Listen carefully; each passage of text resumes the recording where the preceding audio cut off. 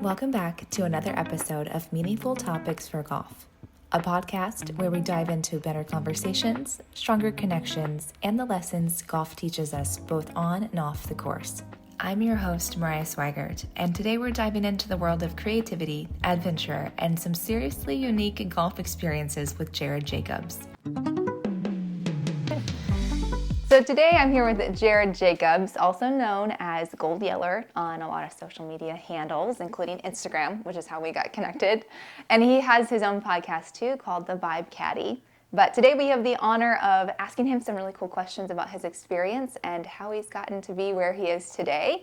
Jared, will you be able to tell us a little bit more about what you're up to currently and what you're known for? I'll tell you anything you want to know. Nothing Perfect. is off See, limits. he's the right guy to bring on the podcast. That's what we like to hear. This is a tell-all. We'll sell the book rights. This is going to be good. So there's a book.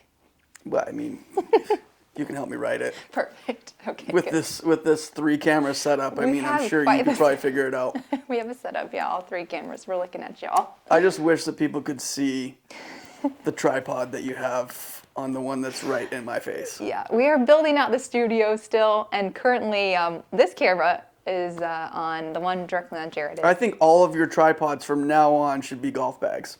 Actually, it works really well. Yeah, this camera's on a golf bag currently, a Jones golf bag. It's really holding it well. But it's a perfect eye level for Jared right now. And so that's what we're going with. I'll do a little behind the scenes clip to show you what it looks like. But it's perfect, actually. I kind of like the look. I think Jones needs to sponsor it. Some golf bag company needs to sponsor this. Jones better jump on board before this blows up. It really might. So, yeah, the golf bag companies out there, hook me up. And you know this is the future. Content and on the golf course is the future. We're seeing it all the time. That's what we're doing. It really is. So, yeah. I actually love it. Well, it's working for us. I want to incorporate it into my setup now. Perfect. It's not too hard, you know. Outside of loving golf and content creation, what have you been up to recently? Traveling, a lot of travel actually. Yeah. I work a part-time job at the airport so that I can fly for free. Nice. And I mean, that's why I'm here. Yeah, yeah, you caught on a flight I was like, you need to be on my podcast. And you're like, okay. And I'm like, let me know when I can come down. And you're like, you're going to be on mine too. Okay. You tell me. 2 birds, 1 stone. Exactly. Get 2 birds stoned at the same time. Not happening on this show. That's not how it goes. But yeah, that is genius. And I think that's what people, need to hear more of is creative ways to make their dreams happen.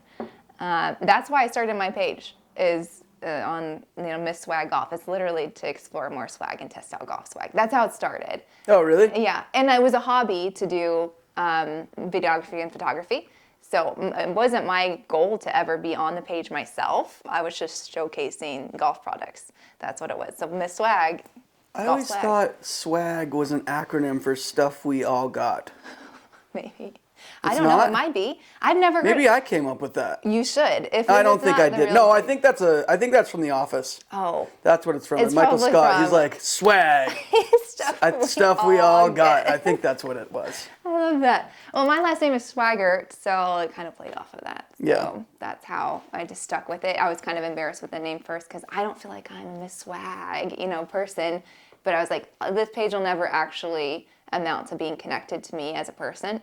And guess what happened? Yeah, it did. It was. So we're stuck with the name, but we like it. And anyways, back to you being creative and making things happen. Like you obviously like traveling, getting to go to these events, and then, working at the airport, just a means to be able to do so. I wish I could work at the airport less. If anybody from the airport's watching this, just give me less hours. So I'm not burnt out. Yeah. We were talking earlier about if only it could be working 1 weekend a month volunteer to get free flights. And then get free flights. It's pretty awesome. I mean, it's definitely something that's allowed me to move around the last 2.5 years. Yeah. But I mean, yeah, creative wise, it's awesome because it allows me to do things that I wouldn't otherwise, and be in places that I wouldn't otherwise be in. Mm-hmm. So that's kind of like that. I mean, that's stuff that usually I draw inspiration from. Mm-hmm. Yeah. So if you follow Gold Yeller, you'll know that he is also an artist. And so, one thing we talk about often is, how do you balance it all too? You have big projects you're working on, whether it's a Lego piece or now some other videography things and brand partnerships and a lot of work you're busy with between travel. So you say travel does help ultimately with that creativity? Yeah. I mean, yeah, it just gets me places where I wouldn't otherwise be. Like that's what helps me get to the Masters every year. Mm-hmm. Waste management. The first time I came to waste management was I rented a car and drove down here. Wow. And it was when I was just getting into the golf space, for real. Mm-hmm. And so I had a sponsor, Pins and Aces, was sponsoring me doing this hole-in-one challenge, and I was like, I'm gonna take this hole-in-one challenge on the road. Yeah. Rented a car, drove down to Waste Management, and stopped in a bunch of golf courses on the way, and basically talked my way on to the course and played for free. And that's awesome. Tried to get a hole-in-one, and never got one. Okay, but still, it was the story. And then I just kind of gave up on the hole-in-one challenge. I'm not a Bryson DeChambeau. I can't hit it over a house and hope that it goes in. Man, way to spoil it for us, though. I was still holding out for that series to continue. Yes, dang it. It may still continue. I actually did. I stopped. I was playing a course down in Nevada, and on my way back up to Idaho, I stopped at this course that these people told me to stop at, and it was in Kimberly, Idaho. It's Podunk, Idaho. But there's this one cool hole that's a par 3 that's way down off this cliff. Okay, that's cool. And so I stopped and played that and talked my way on there. I was like, I'm doing this little series called Hole-in-One Challenge. And have you heard of it? Is there any way that I could just jump on? A lot of times I don't even tell them that I have any type of following. I just try to see if I can push the limits and see what I can get for free. I think it's oftentimes overlooked the amount of work that goes on behind the scenes. I mean, we think a lot of times we see stuff, we're playing a course, and maybe we got on for free, but it's the fact that you road tripped down there on your own dime, talked your way onto the course, didn't try to use some weird connections. You just said, this is how it would benefit you if I came out and did this for you. And I think that's something that we need to talk a little bit more about, just because it's good. It's good knowledge to have. When I was in high school, I sent mass emails out to all the college coaches I could find and just said, here's my stats.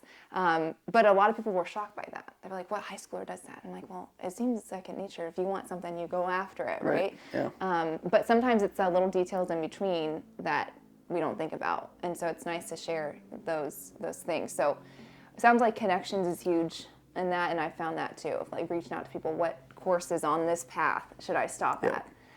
What else have you found to be a good tool or good advice when you're kind of hustling and trying to follow this path, whether it's seeking out new golf courses or trying to build a platform in the golf industry? Don't lie. I did that one time. Oh, you did? It was at a Utah Jazz basketball game. Because that's kind of my superpower, is getting into places that don't belong. So we went to the Sundance Film Festival, and then we saw this Jeremy Lin documentary called Linsanity, and he happened to be playing in Utah that next night. And so I said to my buddy, I was like, hey, do you want to go to this game? And he's like, sure, yeah, let's. He's like, I can see if I can buy tickets. I was like, well, I don't want tickets. I was like, if we can't talk our way in, I don't want to go. So we get there, and I just go to the to will call, and I was like, hey, yeah, is there tickets under my name? Kind of just assuming the sale. Yeah. They're like, no, you're not on here, and I'm like, that's weird. Can you look up this name? Just throwing out names, and they're John Doe. They're like, you are not on the list, and I was like, oh, that's weird. What do you think I should do then? They're like, well, you can buy a ticket to the game, and I was like, yeah, but if I'm supposed to be here, if my name's on the list, I don't really want to pay for a ticket. It's already in the first quarter. We've already missed part of the game. Yeah. There's nothing you can do. And the guy was like, yeah, if you're not on the list, you're not getting in. And I was like, well, is there somebody else I can talk to?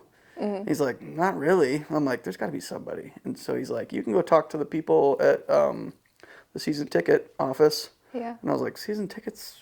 like, what are they going to do for me? But I was like, so what's your name? And he tells me his name. He didn't want to tell me his name because Yeah, he knew of I was course going he to go knew. to them Yeah, you're gonna go over with there his and say, name and say, "Hey, he said I could come in this way." Jason sent me over here, said you guys might have my tickets, which is exactly what I did. Yeah. And they just kind of looked at me like, we don't have your tickets. I was like, yeah, I don't know why he sent me over here either. I have no idea what's going on. We really just want to go and watch the game.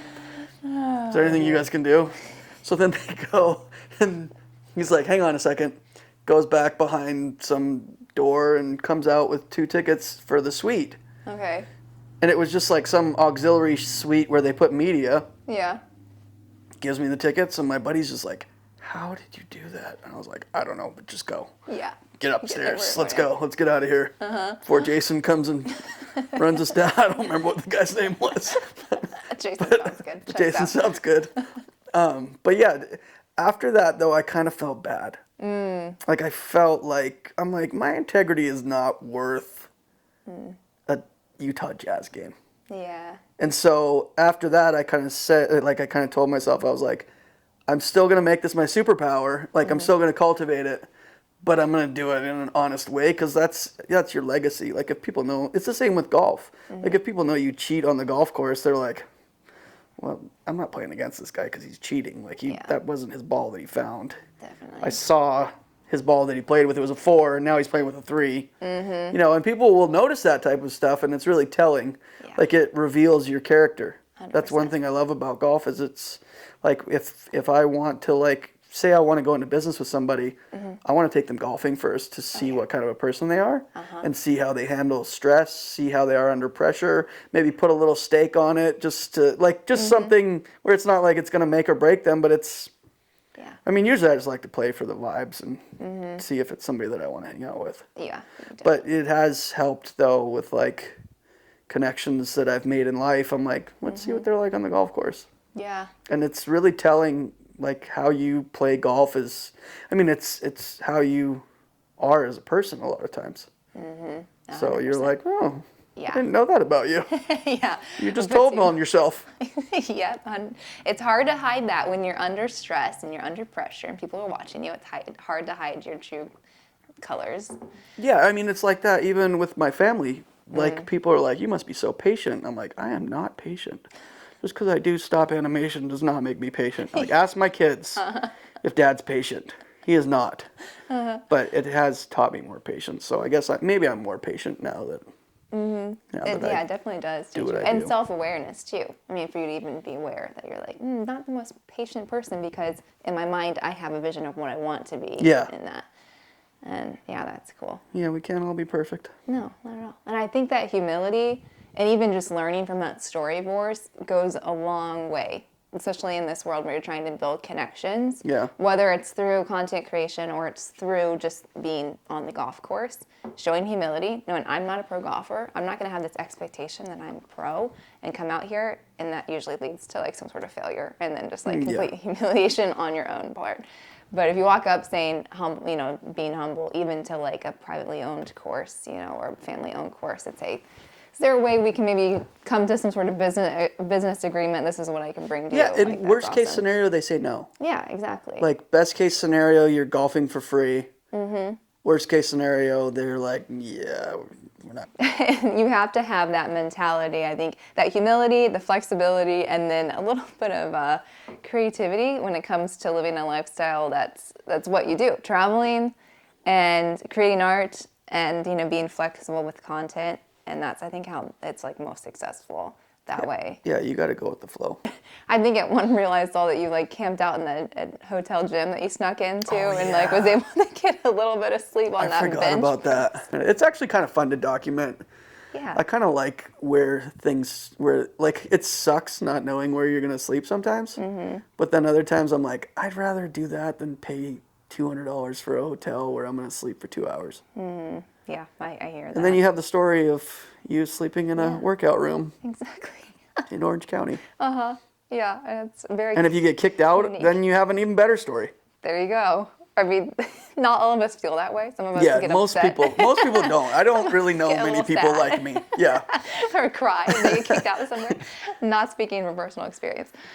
But yeah, no, I completely agree with you. Because then sometimes if I have plans in place, then I have to say no to other opportunities. Right. But if you're already out, like in New York recently, we had a room, thankfully. But still, I was just like, we were out all night. We didn't even use the rooms. I'm like, and sometimes it's like, well, it's kind of a waste of money because you want to say yes to doing, bikes on the side of the street Yeah. at 3 a.m.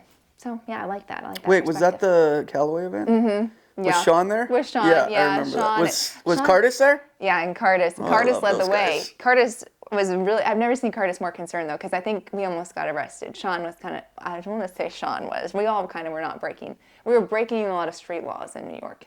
Of course, it was Monday night, which apparently is like the slowest night. Yeah, there was nobody. The videos that I saw, it was like dead in the streets of New York. It was so weird. Yeah. So weird. And then, of course, because it was dead, we were in the middle of the street. And then we're on electric bikes. So I think like someone led the way in making a left turn on red. And Curtis is like, you guys. Curtis is the responsible one. Yeah, he's like, there's a cop right there. Of course, he's versed on New York. Yeah. And, like he knows people were pretty serious and there's cops everywhere. Yeah.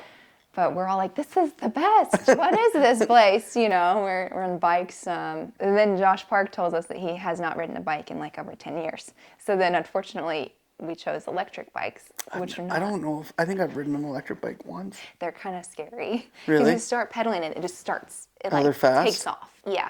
So balancing it is harder because you'll get a foot on and all of a sudden it starts going. Yeah. Oh my gosh. Did he fall? Many times. And dodging cars in the middle of the New York streets. I think at one point he fell into other bikes. And I'm recording the whole thing. I'm such a bad person for doing so and laughing. I don't think that makes you a bad person. I think it captures the moment. It Captured the captures vibes. moment. Good old Josh. Thank you, Josh, for sticking it out with us. I mean, it was a champ. We're all like, you'll be fine. It's just like riding a bike. And then it was like the fastest bike you'd ever find in New York City streets. So, yes. So anyways, that was one of those nights where we're in New York. I'm not going to go to sleep. I'll sleep on the plane or I'll sleep the next day. I want to see all the sights and take advantage of. Yeah, I had FOMO watching all of those stories. I'm sure you did. I was We like, missed you. It felt like you how were come there I don't in get spirit. invited to these things? I should have just showed up. You should have. I would have been able to sneak in. Oh my gosh, yeah. If nothing else, you would have been on the street. If I would have known you guys were staying out all night, I would have flown out to New York for a day. And I literally would have slept on the plane on the way home. Perfect. And I probably would have got bumped up to first class where I just have a lay down bed and all the food I can eat. Exactly. Yeah, I'm doing that next time. Next time I'm coming. Definitely. No. Well, next time we'll make sure we do the bikes in the middle of the night too. We'll just plan. I'm just going to go and be homeless. I don't care. Perfect. I'll be homeless for a day. You can show us the best places. It's kind of fun. I mean, it's not fun if you're in an area where it wouldn't be fun for you. No, I don't think it'd be. For me, it's fun. And it's an adventure. I'm sure my wife is kind of like, maybe you shouldn't be homeless as much as you are. But even if I make millions and millions of dollars, I'll probably still do things like that just to see if I can still do it. Yeah, the adventure of it all. It's just, you get that adrenaline rush and it's just, it's fun.